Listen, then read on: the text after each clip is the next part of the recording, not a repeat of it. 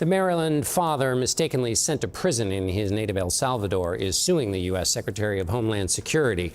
Kilmar Abrego Garcia says a judge granted him federal protection in 2019, and this should have prevented him from being sent back to El Salvador. To discuss the case, I'm joined by our immigration reporter, Camilo Montoya-Galvez. Camilo, tell me where this case stands right now.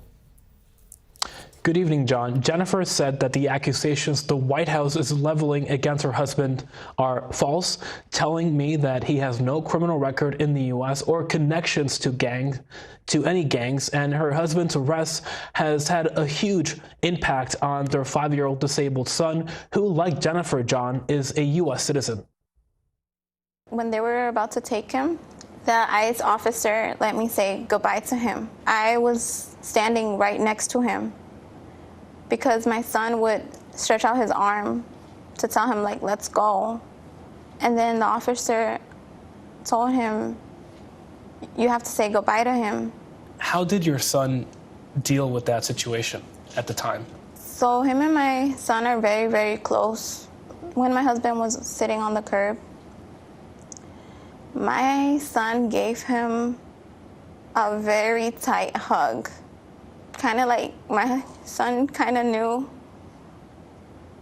that something was wrong. If you had the opportunity to talk directly to President Trump, what would you tell him?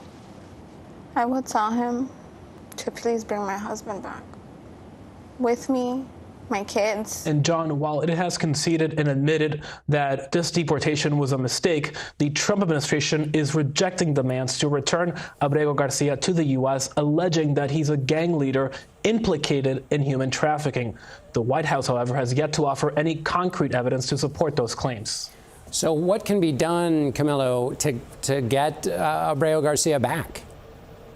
Well, John, the Trump administration is arguing in federal court that judges in the U.S. have no jurisdiction over this case because this man is now in the custody of the Salvadoran government and being detained at the maximum security prison in that Central American country, and that his lawsuit against the government is meritless because he is no longer in American immigration custody. But his lawyers are saying to this federal judge in Maryland that they do have standing, John, because the U.S. is paying Salvadoran officials to detain deportees like Abrego Garcia. But outside of this lawsuit, there doesn't appear to be any mechanism for the family to get back together.